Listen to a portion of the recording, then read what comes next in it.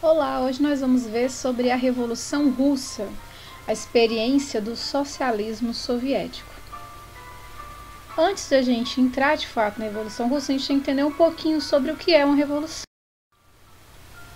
Revolução é uma mudança radical dentro de uma sociedade, que ocorre no contexto político, econômico, cultural e social, onde é estabelecida uma nova ordem que é instituída pelas forças políticas e sociais vencedoras. No sentido figurado, uma revolução ela pode ser o sinal de uma transformação profunda. Vamos ver exemplo de algumas dessas revoluções. Revolução Gloriosa, que ocorreu na Inglaterra, antes da outra revolução, Revolução Industrial, que iniciou-se na Inglaterra e depois mudou não só a Europa, como todo o mundo. Revolução Francesa, que deu fim à monarquia absolutista na França, dando início a uma nova era, uma fase chamada República Jacobinista e depois com a chegada de Napoleão Bonaparte no poder. Enfim, como a gente pode perceber, são várias revoluções que ocorreram na Europa no século XVIII, século XIX, e a gente vai ver agora a Revolução Russa que aconteceu no início do século XX. Mas a gente tem que entender o que estava acontecendo com a Rússia antes da Revolução. Bom, a Rússia era um grande império, né? Que ela tinha uma grande extensão de terra, era o maior país do mundo e uma população imensa. Todo o poder ficava centrado na mão do czar Nicolau II, esse jovem rapaz que vocês estão vendo a imagem aí. Então, o Estado ele era uma imensa máquina, né, que se concentrava nas mãos desse czar. Ele era visto também, né, como um soberano e com direitos divinos até. Czar era um título que foi dado antigamente, né, o César, referência ao César na Roma Antiga, que era um título de imperador.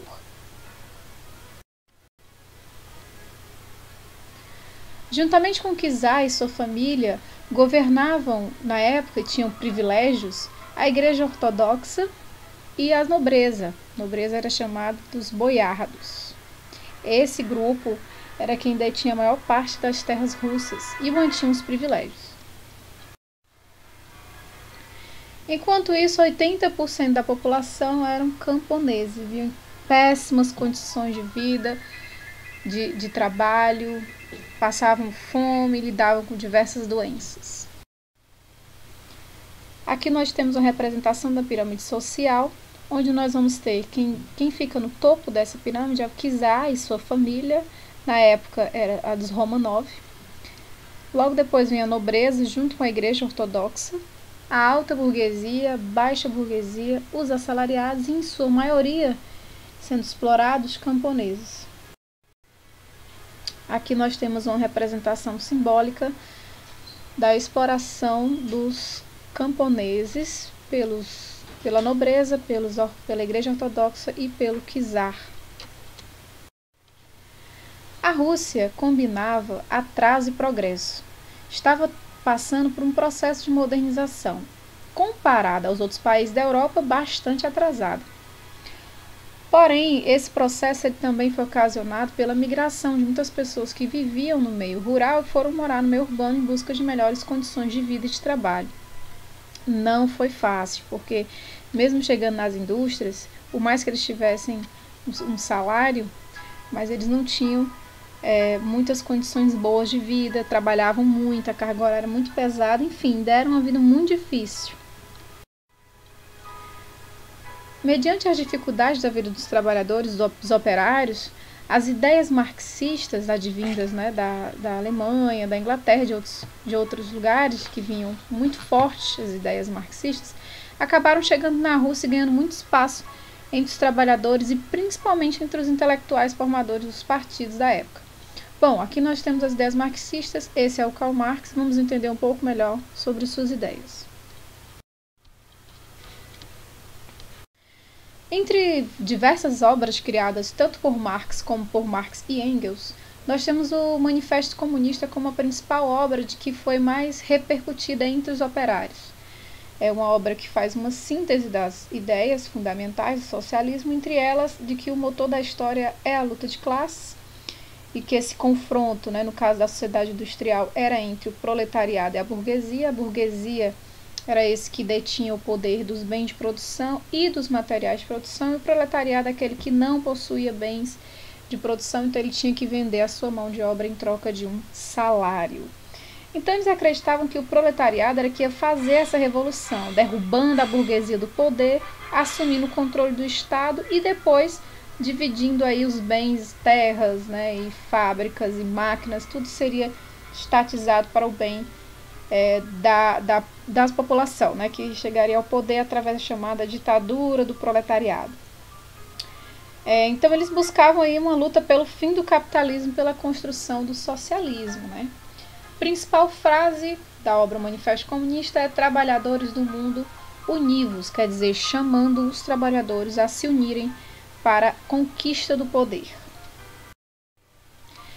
Bom, essas ideias chegaram muito forte entre os intelectuais, né, os que tinham acesso à leitura, ao conhecimento, e aí eles foram fortalecendo essas ideias principalmente nos partidos. Entre eles tinha o Partido Operário Social Democrata Russo. Como vemos aqui na imagem, a gente tem Lenin, Martov como um dos representantes, né, desse partido. E a gente tem um símbolo aí do lado construído nessa época, né, para o partido e logo depois adicionado aí aos bolcheviques. Vamos ver aqui na próxima imagem, vamos ver um pouco mais sobre esses símbolos. Bom, aqui nós temos o símbolo do socialismo soviético, né, representado na construção do partido mesmo, né, representando o quê? Vamos entender esses símbolos aí. Aqui nós temos uma foice representando os trabalhadores rurais e um machado representando os trabalhadores urbanos. E essa estrela representaria então a união desses dois trabalhadores, dois tipos de trabalhadores, né? A união de todos, universalmente, todos esses trabalhadores deveriam juntar-se e tomar o poder. As ideias, né, que se propagavam dentro do partido, elas foram divididas em duas, né? Porque nem todo mundo apoiava totalmente o socialismo, a chegada ao comunismo e tal. Vamos entender melhor sobre isso no próximo imagem. Aqui nós temos a divisão do poder entre os bolcheviques e mencheviques, né? Bolchevique significa maioria, liderada por Lenin e Trotsky. O que é que eles acreditavam? Eles acreditavam na aliança entre os operários e camponeses para derrubar o czar e implantar o socialismo. Então, eles acreditavam na revolução que ia alcançar o poder, né? Não seria um acordo, não, seriam através da luta e da revolução.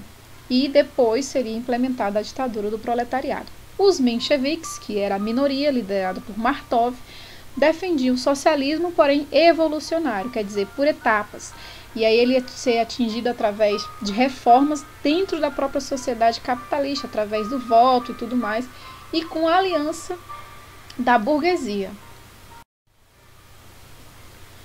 Bom, aqui a gente vai entender que antes da Revolução, essa rebelião de 1905, né, que vai dar início a uma série de greves e outras manifestações, é que vai levar de fato ao que a gente vai entender como Revolução Russa de 1917. Né? Então, o que foi que aconteceu em 1905? Bom, esses operários que estavam bastante insatisfeitos com as suas condições de trabalho tentaram, através de uma petição abaixo-assinada, né, pedindo lá ao czar algumas exigências, algumas medidas, de forma pacífica até, né? Aqui no texto diz assim, que uma procissão pacífica foi até o Palácio de Inverno para entregar uma petição ao czar. A petição ela mencionava os problemas e opiniões dos trabalhadores, pedia melhores condições de trabalho, salários justos, redução da jornada de trabalho para 8 horas, entre outras exigências, né? Incluía o fim da guerra russo-japonesa e a introdução do sufrágio universal. Sufrágio universal é justamente o direito de todos ao voto, né? O czar, ele não recebeu eles, até porque ele nem estava no palácio. A tropa disparou a metralha sobre a população em defesa, fazendo dezenas de mortos, centenas de feridos. Foi um massacre, né? Uma chacina. Ficou conhecido como Domingo Sangrento, né?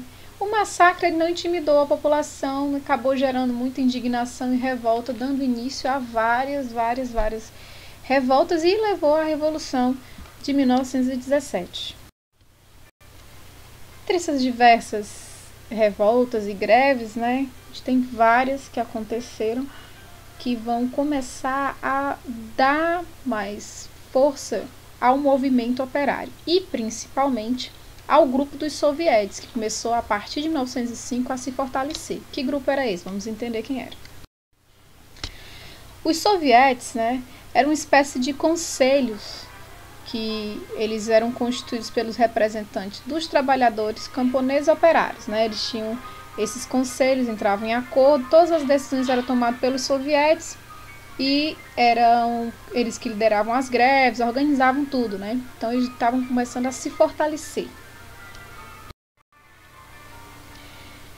Mediante esse fortalecimento, a gente percebe que no dia 23 de fevereiro de 1917, o que aconteceu?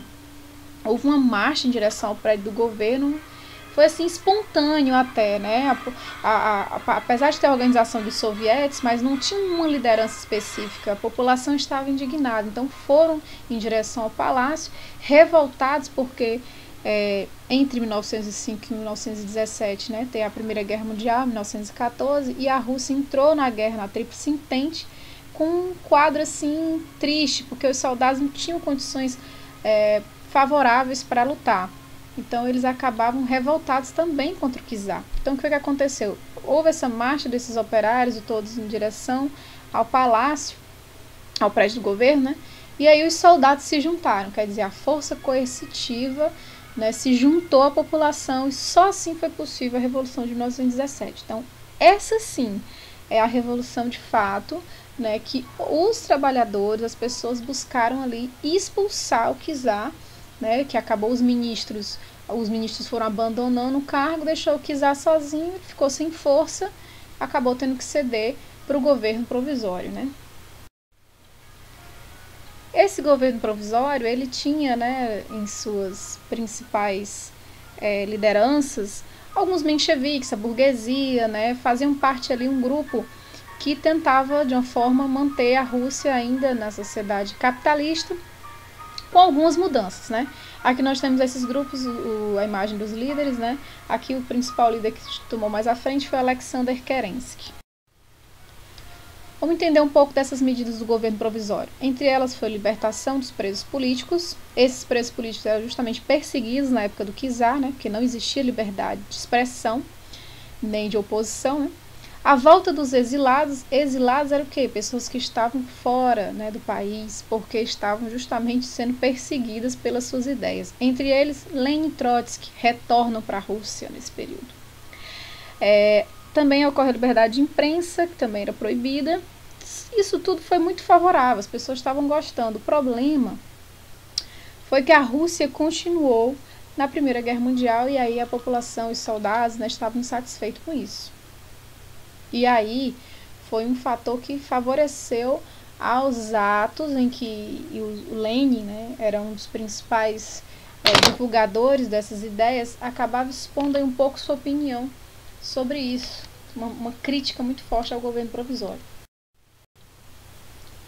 Entre os lemas, né, defendidos pelo Lenin, tinha lá, primeiro, ele dizia que todo poder devia ser dado aos sovietes, que eram justamente aqueles conselhos lá que a gente viu, que de uma certa forma eles estavam até tendo um pouco de força junto com o governo provisório. Então o governo provisório acabava tendo que ceder determinadas coisas por conta das exigências dos sovietes. E aí o Lenin defendia que os sovietes, na verdade, eram que deviam chegar no poder, né? E aí ele também defendia o lema pão, paz e terra, que era o que a população queria ouvir, né? Pão, que era contra a fome generalizada, paz era a saída da Rússia na guerra, e terra, porque muitos camponeses estavam ali sem terra, sem ter como plantar e comer, né? Então, a partir do dia 24 de outubro de 1917, né, os bolcheviques, de uma certa forma, ganhando um certo apoio de alguns grupos operários, né, mas com o seu poder que foi crescendo e ganhando força, eles, vamos dizer assim, que eles deram um golpe na Revolução de 1917, né? Muitos vão dizer que é uma outra revolução, mas foi um golpe porque eles tomaram o poder do governo provisório. Teve transformação depois? Sim, então foi um golpe seguido de uma revolução. O governo de Lenin, assim que assume, ele tira a Rússia da Primeira Guerra Mundial, entrando em um acordo com a Alemanha, confisca as terras e distribui aos camponeses e faz o processo de estatização da economia. O que é isso? Todos os bens privados, né, deixa de existir bens privados, passa a fazer parte do Estado. O Estado passa então a ser esse aparato forte, né? Bom, é claro que não vai ficar barato, porque tem aí a burguesia, temos os latifundiários, a nobreza, insatisfeitos com essa distribuição das suas propriedades, né? Não queria ceder as suas propriedades para o Estado, para outras pessoas. Então, é claro que ia estourar uma guerra, né? Teve uma guerra civil, então, na Rússia, do Exército Branco contra o Exército Vermelho. O Exército Branco, nós temos aqui o símbolo do Exército Branco, aqui uma imagem, né, representando que justamente eles iam destruir o socialismo, né, na figura aí da bandeira rasgada no chão. Era para destruir o socialismo. A ideia era manter aí, entre eles, né, uma ideia de que iam retomar a Rússia, tirar o socialismo do poder. Só que o problema do Exército Branco é que eles tinham não tinham um grupo conciso, né? Tinham várias ideias. Por exemplo, existiam os monarquistas que queriam que fosse retomado, né, o poder, a monarquia dos Romanov. Existiam os burgueses que não queriam exatamente uma monarquia absolutista na época, mas podia ser até mesmo uma monarquia parlamentar. Enfim, existiam várias ideias aí confusas, né, e ainda não tão certas do que queriam. Isso foi um fator que desfavoreceu esse grupo. O outro lado pertenceu ao Exército Vermelho, liderado por Trotsky, e aí esse exército era nada mais nada menos de quem já estava no poder. Então eles tinham que fazer de tudo para se segurar, né? Fizeram um golpe e precisavam se manter no poder. Então o Exército Vermelho contou aí com apoio, claro, obviamente, do Partido Comunista e em defesa de se manter no poder. A vitória foi do Exército Vermelho, né, liderado por Trotsky, como eu citei aqui, e aí é que começa aí a efetiva, né, vamos dizer assim, efetivo processo de estabelecimento da Rússia soviética, né, do socialismo soviético instaurado pelo principal líder, que era o Lenin na época. Bom, a Rússia ela ficou totalmente devastada, né, depois da Guerra Civil. O país basicamente em ruína, né? Muita fome, epidemias, muitas pessoas morreram, milhões de pessoas morreram, né? Houve também muitas revoltas, greves, quer dizer, estava um descontentamento generalizado, né? E aí que entra uma chamada utopia, né? Quer dizer, uma ideologia do comunismo de guerra, que é a militarização do trabalho. Eles acabaram fazendo com que as pessoas tivessem que aceitar, goela abaixo, esse novo de governo, que era o governo socialista. Então foi um período de perseguição, mortes, né, de muito complicado, muito difícil de manter aí essa suposta liberdade de expressão. Não existia, né, nesse período pós-guerra civil. Foi muito complicado. Inclusive muitos até achavam que estavam em condições piores do que antes do czar, né? E aí, gente, ele pegou e implementou para tentar fazer uma recuperada aí da economia da Rússia, né? Quer dizer, organizar o país para depois torná-la uma grande potência socialista.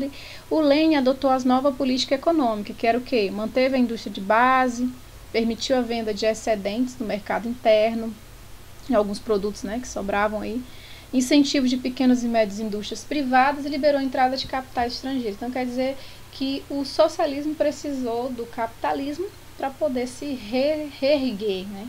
Poder crescer e poder manter aí a sua então forma de organização social que era desejada pelo Partido Comunista, que era o partido, eles se diziam, né, eles denominaram como Partido Comunista, o partido que tomou o poder após a Guerra Civil. Em 1922, Lenin propõe a formação da União das Repúblicas Socialistas Soviéticas. A ideia era justamente pensar no socialismo internacional, né? Não acreditava que o socialismo podia ficar e estabelecer-se na Rússia, porque ia ser mais difícil ela não ia conseguir, né, se manter. Então ele propagava essa ideia de uma formação dessas união das repúblicas socialistas soviéticas. Algumas nações vão se agregando aí à Rússia, querendo ou não, né, por livre e espontânea vontade ou por livre e espontânea pressão, foi aumentando então essa união das repúblicas socialistas soviéticas, também conhecida como URSS.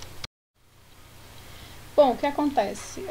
O Lenin, ele chega a falecer, né? Ele foi vítima de um derrame, e depois que ele morreu ficou a luta pelo poder no partido, no Estado, né? Entre os sucessores dele, que acabou polarizando, né? Foi o Stalin, que era o secretário-geral do partido, e o Trotsky, que era o organizador e chefe do Exército Vermelho, né? Quem ganhou a disputa foi o Stalin. Stalin, ele estabeleceu o chamado stalinismo, quer dizer, intensificou uma ditadura socialista, perseguiu seus opositores, mandou inclusive matar o Trotsky, né? Aqui mesmo na América. Trotsky foi exilado aqui no México, ele mandou persegui-lo até matá-lo, e estabeleceu aí essa ditadura socialista do stalinismo, né? Uma ditadura que tem uma personificação na imagem dele, né? E é isso aí, já é a cena do próximo capítulo, que a gente vai estudar mais sobre isso depois, tá bom? Muito obrigada, e é isso.